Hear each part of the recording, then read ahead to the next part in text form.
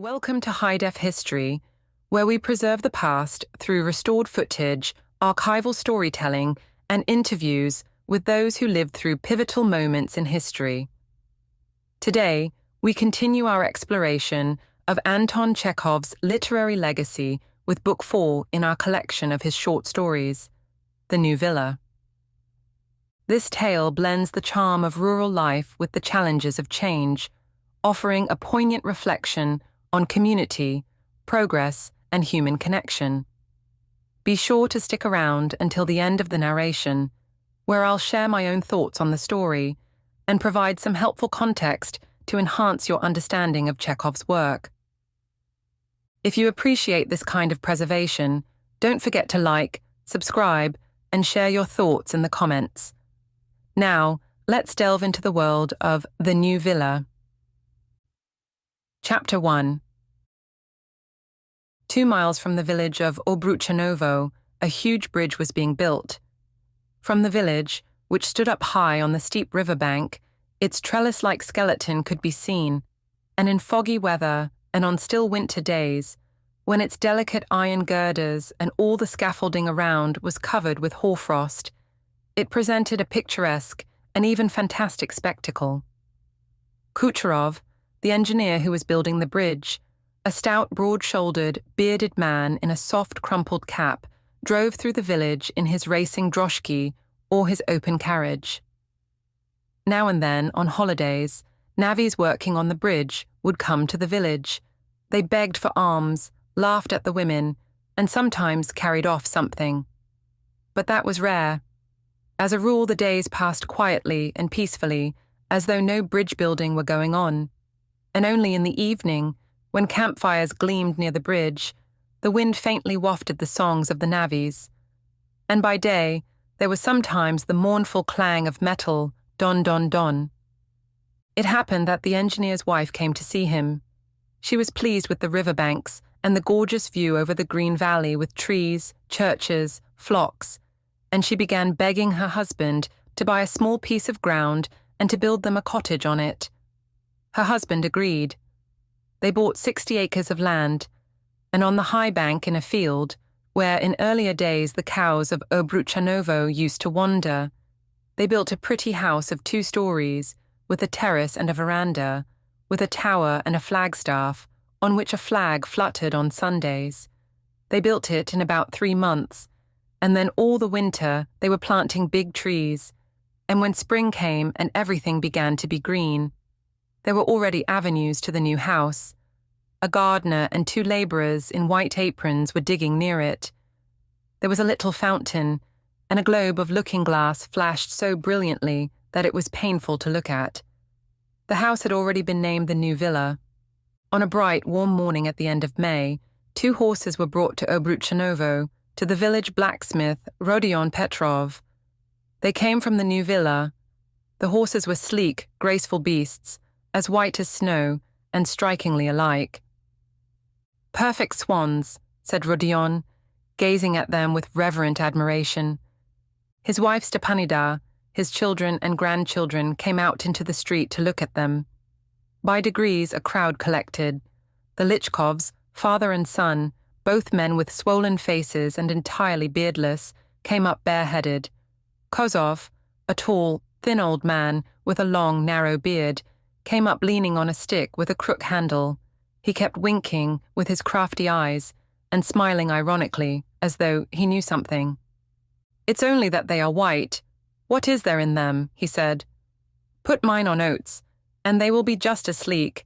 They ought to be in a plough and with a whip, too." The coachman simply looked at him with disdain, but did not utter a word. And afterwards, while they were blowing up the fire at the forge, the coachman talked while he smoked cigarettes. The peasants learned from him various details. His employers were wealthy people. His mistress, Elena Ivanovna, had till her marriage lived in Moscow in a poor way as a governess. She was kind-hearted, compassionate, and fond of helping the poor. On the new estate, he told them, they were not going to plough or to sow, but simply to live for their pleasure. Live only to breathe the fresh air. When he had finished and led the horses back, a crowd of boys followed him. The dogs barked, and Kozov, looking after him, winked sarcastically. "Landowners, too, he said. "They have built a house and set up horses, but I bet they are nobodies. Landowners, too." Kozov, for some reason, took a dislike from the first to the new house, to the white horses, and to the handsome, well-fed coachman. Kozov was a solitary man, a widower. He had a dreary life.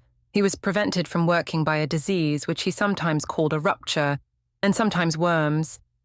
He was maintained by his son, who worked at a confectioner's in Kharkov and sent him money. And from early morning till evening, he sauntered at leisure about the river or about the village. If he saw, for instance, a peasant carting a log or fishing, he would say, "That log's dry wood, it is rotten," or "They won't bite in weather like this." In times of drought, he would declare that there would not be a drop of rain till the frost came. And when the rains came, he would say that everything would rot in the fields, that everything was ruined. And as he said these things, he would wink as though he knew something. At the new villa, they burned Bengal lights and sent up fireworks in the evenings, and a sailing boat with red lanterns floated by Obruchanovo. One morning, the engineer's wife, Elena Ivanovna, and her little daughter drove to the village in a carriage with yellow wheels and a pair of dark bay ponies. Both mother and daughter were wearing broad-brimmed straw hats, bent down over their ears.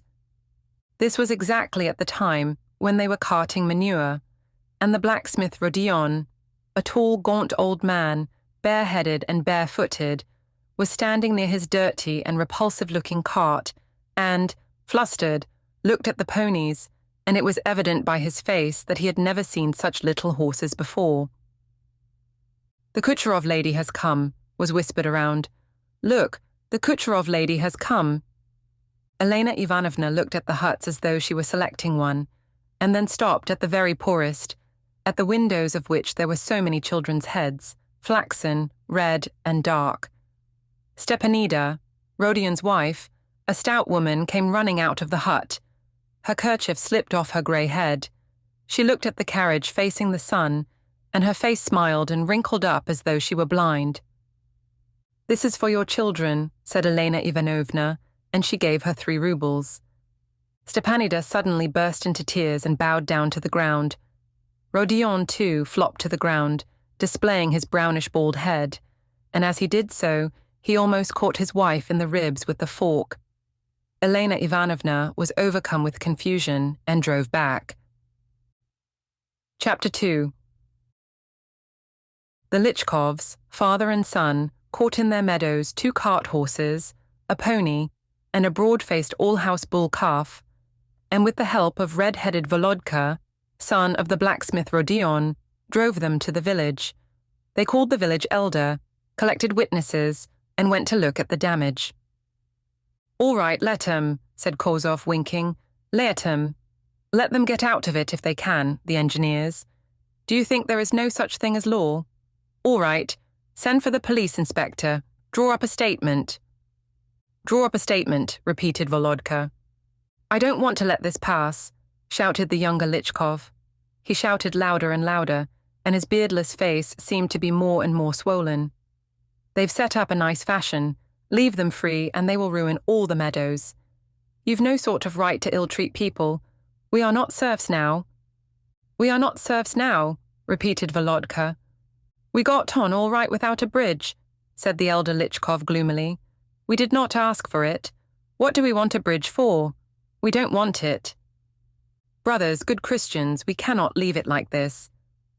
"All right, let 'em," said Kozov, winking. "Let them get out of it if they can. Landowners, indeed." They went back to the village, and as they walked, the younger Lichkov beat himself on the breast with his fist and shouted all the way, and Volodka shouted too, repeating his words. And meanwhile, quite a crowd had gathered in the village round the thoroughbred bull calf and the horses. The bull calf was embarrassed and looked up from under his brows, but suddenly lowered his muzzle to the ground and took to his heels, kicking up his hind legs. Kozov was frightened and waved his stick at him, and they all burst out laughing. Then they locked up the beasts and waited. In the evening, the engineer sent 5 rubles for the damage, and the 2 horses, the pony and the bull calf, without being fed or given water, returned home, their heads hanging with a guilty air as though they were convicted criminals. On getting the 5 rubles, the Chekhovs, father and son, the village elder, and Volodka punted over the river in a boat and went to a hamlet on the other side where there was a tavern, and there had a long carousal. Their singing and the shouting of the younger Chekhov could be heard from the village. Their women were uneasy and did not sleep all night. Rodion did not sleep either. "It's a bad business," he said, sighing and turning from side to side. "The gentleman will be angry, and then there will be trouble. They have insulted the gentleman. Oh, they've insulted him. It's a bad business." It happened that the peasants, Rodion amongst them, went into their forest to divide the clearings for mowing, and as they were returning home, they were met by the engineer. He was wearing a red cotton shirt and high boots. A setter dog, with its long tongue hanging out, followed behind him. "Good day, brothers," he said. The peasants stopped and took off their hats. "I have long wanted to have a talk with you, friends," he went on. "This is what it is. Ever since the early spring, your cattle have been in my copse and garden every day. Everything is trampled down. The pigs have rooted up the meadow, are ruining everything in the kitchen garden, and all the undergrowth in the copse is destroyed. There is no getting on with your herdsmen. One asks them civilly, and they are rude. Damage is done on my estate every day, and I do nothing. I don't fine you or make a complaint. Meanwhile, you impounded my horses and my bull calf and exacted 5 rubles. Was that right? Is that neighborly?" He went on, and his face was so soft and persuasive, and his expression was not forbidding. "Is that the way decent people behave? A week ago, one of your people cut down 2 oak saplings in my copse. You have dug up the road to Eresnevo, and now I have to go 2 miles round. Why do you injure me at every step? What harm have I done you? For God's sake, tell me. My wife and I do our utmost to live with you in peace and harmony. We help the peasants as we can. My wife is a kind, warm-hearted woman. She never refuses you help. That is her dream, to be of use to you and your children. You reward us with evil for our good. You are unjust, my friends. Think of that. I ask you earnestly to think it over. We treat you humanely. Repay us in the same coin." He turned and went away. The peasants stood a little longer, put on their caps and walked away. Rodion, who always understood everything that was said to him in some peculiar way of his own, heaved a sigh and said, "We must pay. Repay in coin, my friends," he said. They walked to the village in silence. On reaching home, Rodion said his prayer, took off his boots, and sat down on the bench beside his wife. Stepanida and he always sat side by side when they were at home, and always walked side by side in the street. They ate and they drank and they slept always together, and the older they grew, the more they loved one another. It was hot and crowded in their hut, and there were children everywhere, on the floors, in the windows, on the stove. In spite of her advanced years, Stepanida was still bearing children, and now, looking at the crowd of children, it was hard to distinguish which were Rodion's and which were Volodka's. Volodka's wife, Lucaria, a plain young woman with prominent eyes and a nose like the beak of a bird, was kneading dough in a tub. Volodka was sitting on the stove with his legs hanging. On the road near Nikita's buckwheat, the engineer with his dog, Rodion began, after a rest, scratching his ribs and his elbow. "You must pay," says he. "Coin," says he. "Coin or no coin, we shall have to collect 10 kopecks from every hut. We've offended the gentleman very much. I am sorry for him." "We've lived without a bridge," said Volodka, not looking at anyone, "and we don't want one." "What next? The bridge is a government business." "We don't want it." "Your opinion is not asked. What is it to you?" "Your opinion is not asked," Volodka mimicked him. "We don't want to drive anywhere. What do we want with a bridge? If we have to, we can cross by the boat. Someone from the yard outside knocked at the window so violently that it seemed to shake the whole hut. "Is Volodka at home?" he heard the voice of the younger Chekhov. "Volodka, come out, come along." Volodka jumped down off the stove and began looking for his cap. "Don't go, Volodka," said Rodion diffidently. "Don't go with them, son. You are foolish, like a little child. They will teach you no good. Don't go." "Don't go, son," said Stepanida, and she blinked as though about to shed tears. "I bet they are calling you to the tavern." "To the tavern," Volodka mimicked. "You'll come back drunk again, you currish Herod," said Lucaria, looking at him angrily. Go along, and may you burn up with vodka, you tailless Satan." "You hold your tongue," shouted Volodka. "They've married me to a fool. They've ruined me, a luckless orphan, you red-headed drunkard," wailed Lucaria, wiping her face with a hand covered with dough. "I wish I'd never set eyes on you." Volodka gave her a blow on the ear and went off. Chapter 3. Elena Ivanovna and her little daughter visited the village on foot. They were out for a walk. It was a Sunday, and the peasant women and girls were walking up and down the street in their brightly coloured dresses. Rodion and Stepanida, sitting side by side at their door, bowed and smiled to Elena Ivanovna and her little daughter as to acquaintances. From the windows, more than a dozen children stared at them. Their faces expressed amazement and curiosity, and they could be heard whispering, "The Kucherov lady has come, the Kucherov lady." "Good morning," said Elena Ivanovna, and she stopped. She paused and then asked, "Well, how are you getting on?" "We get along all right, thank God," answered Rodion, speaking rapidly. "To be sure we get along." "The life we lead," smiled Stepanida. "You can see our poverty yourself, dear lady. The family is 14 souls in all, and only 2 breadwinners. We are supposed to be blacksmiths, but when they bring us a horse to shoe, we have no coal, nothing to buy it with. We are worried to death, lady," she went on, and laughed. Oh, we are worried to death." Elena Ivanovna sat down at the entrance and, putting her arm round her little girl, pondered something, and judging from the little girl's expression, melancholy thoughts were straying through her mind too. As she brooded, she played with the sumptuous lace on the parasol she had taken out of her mother's hands. "Poverty," said Rodion, "a great deal of anxiety. You see no end to it. Here, God sends no rain. Our life is not easy. There is no denying it." "You have a hard time in this life," said Elena Ivanovna, "but in the other world you will be happy."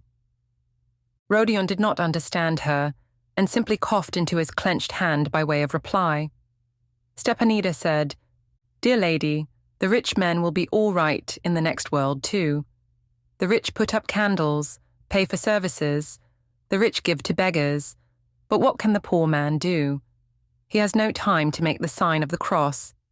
He is the beggar of beggars himself. How can he think of his soul? And many sins come from poverty. From trouble we snarl at one another like dogs.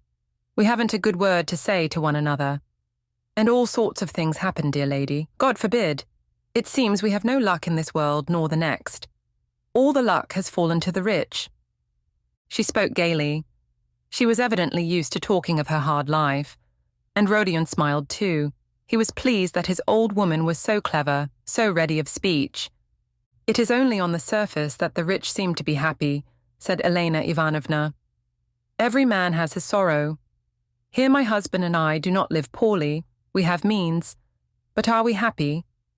I am young, but I have had 4 children. My children are always being ill. I am ill too, and constantly being doctored." "And what is your illness?" asked Rodion. "A woman's complaint. I get no sleep. A continual headache gives me no peace. Here I am sitting and talking, but my head is bad. I am weak all over, and I should prefer the hardest labour to such a condition. My soul, too, is troubled. I am in continual fear for my children, my husband. Every family has its own trouble of some sort. We have ours. I am not of noble birth. My grandfather was a simple peasant. My father was a tradesman in Moscow. He was a plain, uneducated man too, while my husband's parents were wealthy and distinguished. They did not want him to marry me, but he disobeyed them, quarreled with them, and they have not forgiven us to this day. That worries my husband. It troubles him and keeps him in constant agitation. He loves his mother, loves her dearly. So I am uneasy too. My soul is in pain. Peasants, men and women, were by now standing round Rodion's hut and listening. Kozov came up too, and stood twitching his long, narrow beard. The Lichkovs, father and son, drew near.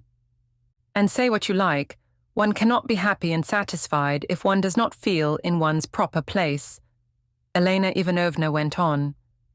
Each of you has his strip of land. Each of you works and knows what he is working for.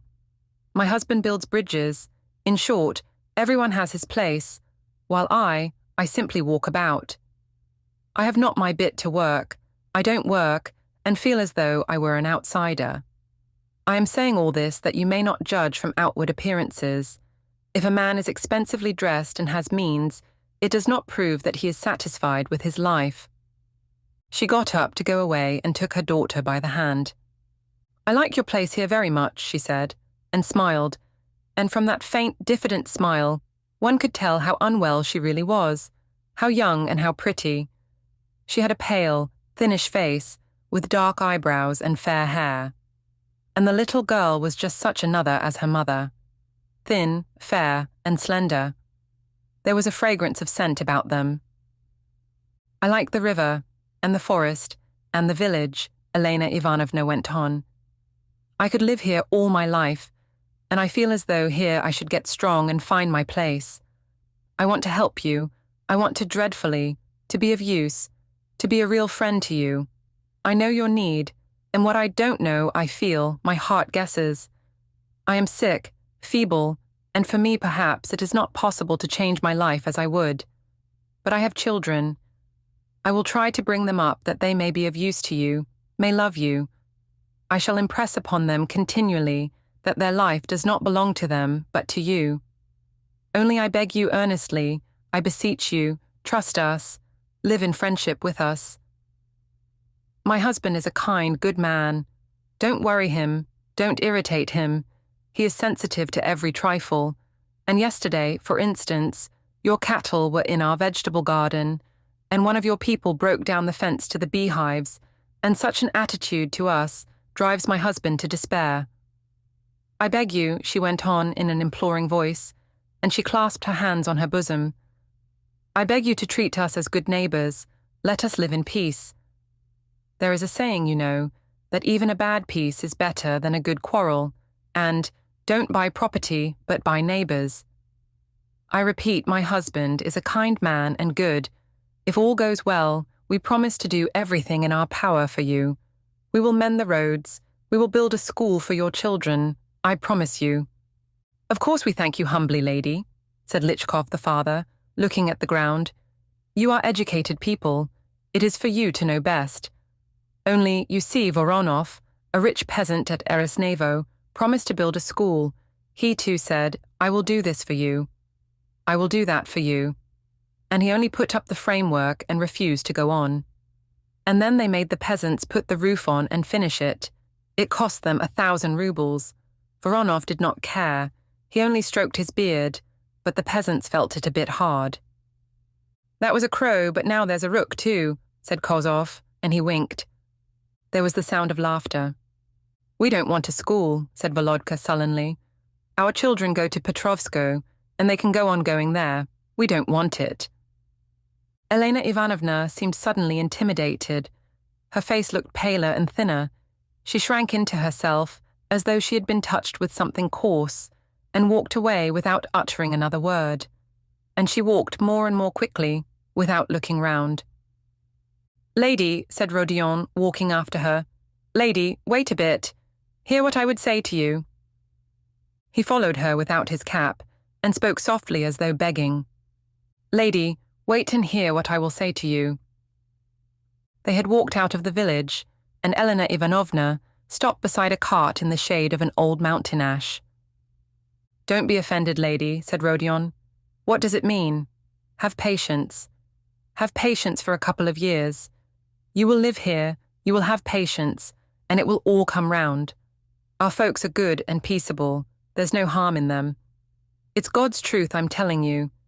Don't mind Kozov and the Lichkovs, and don't mind Volodka. He's a fool. He listens to the first that speaks. The others are quiet folks. They are silent. Some would be glad, you know, to say a word from the heart and to stand up for themselves, but cannot. They have a heart and a conscience, but no tongue. Don't be offended. Have patience. What does it matter? Elena Ivanovna looked at the broad, tranquil river, pondering, and tears flowed down her cheeks. And Rodion was troubled by those tears. He almost cried himself. Never mind, he muttered. Have patience for a couple of years. You can have the school, you can have the roads, only not all at once. If you went, let us say, to sow corn on that mound, you would first have to weed it out, to pick out all the stones, and then to plough, and work and work. And with the people, you see, it is the same.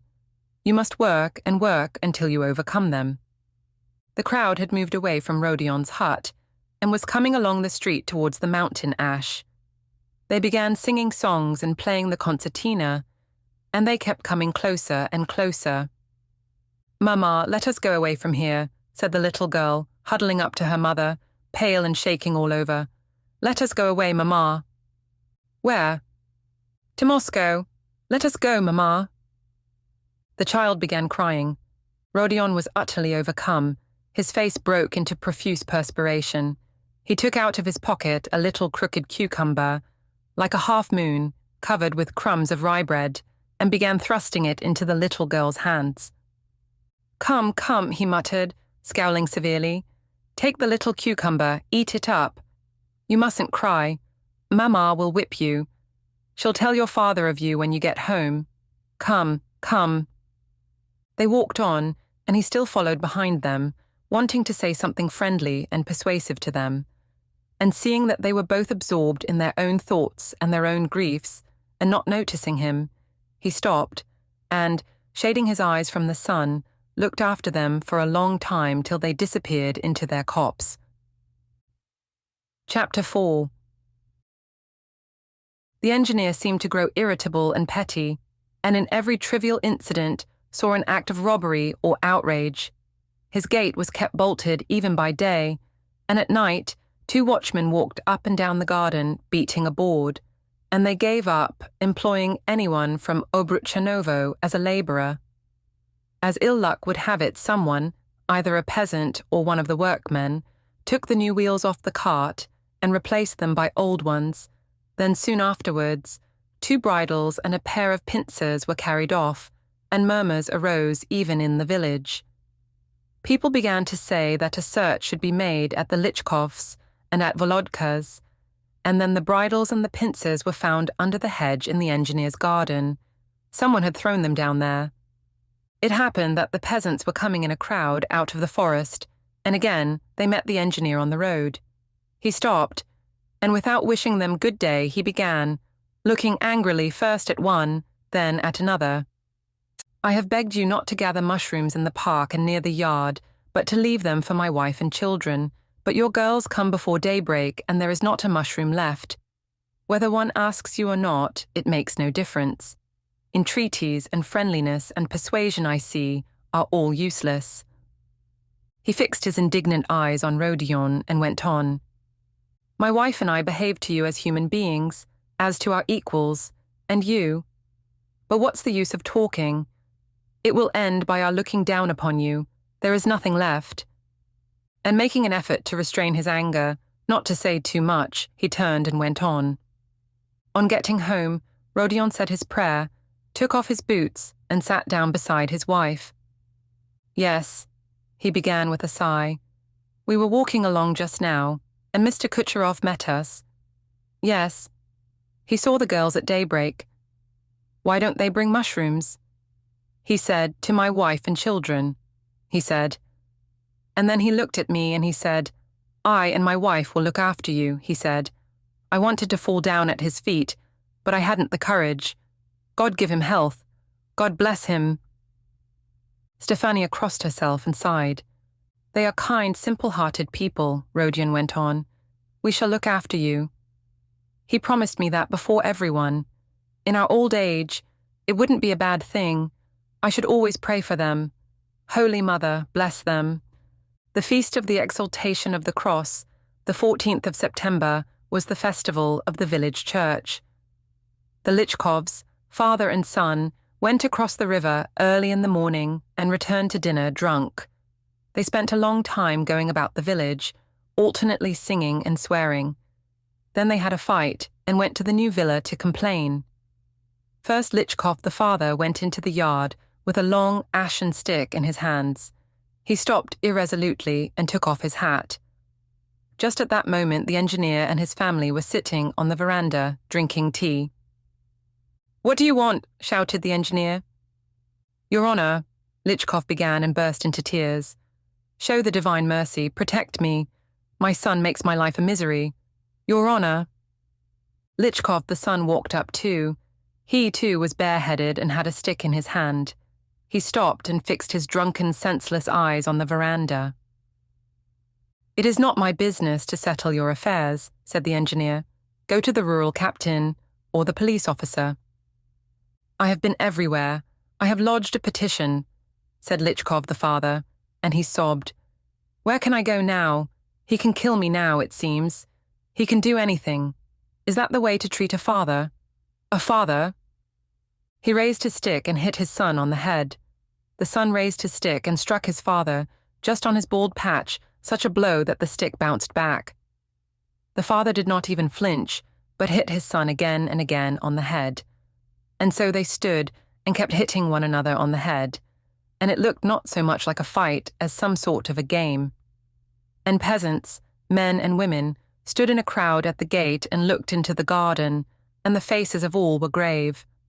They were the peasants who had come to greet them for the holiday, but seeing the Chekhovs, they were ashamed and did not go in. The next morning, Elena Ivanovna went with the children to Moscow, and there was a rumor that the engineer was selling his house. Chapter 5. The peasants had long ago grown used to the sight of the bridge, and it was difficult to imagine the river at that place without a bridge. The heap of rubble left from the building of it had long been overgrown with grass, the navvies were forgotten, and instead of the strains of the dubinushka that they used to sing, the peasants heard almost every hour the sounds of a passing train. The new villa has long ago been sold. Now it belongs to a government clerk who comes here from the town for the holidays with his family, drinks tea on the terrace, and then goes back to the town again. He wears a cockade on his cap. He talks and clears his throat as though he were a very important official, though he is only of the rank of a collegiate secretary, and when the peasants bow, he makes no response. In Obruchanovo, everyone has grown older. Kozov is dead. In Rodion's hut, there are even more children. Volodka has grown a long red beard. They are still as poor as ever. In the early spring, the Obruchanovo peasants were sawing wood near the station, and after work, they were going home. They walked without haste, one after the other. Broad saws curved over their shoulders. The sun was reflected in them. The nightingales were singing in the bushes on the bank. Larks were trilling in the heavens. It was quiet at the new villa. There was not a soul there, and only golden pigeons, golden because the sunlight was streaming upon them, were flying over the house. All of them, Rodion, the two Chekhovs, and Volodka, thought of the white horses, the little ponies, the fireworks, the boat with the lanterns. They remembered how the engineer's wife, so beautiful and so grandly dressed, had come into the village and talked to them in such a friendly way. And it seemed as though all that had never been. It was like a dream or a fairy tale.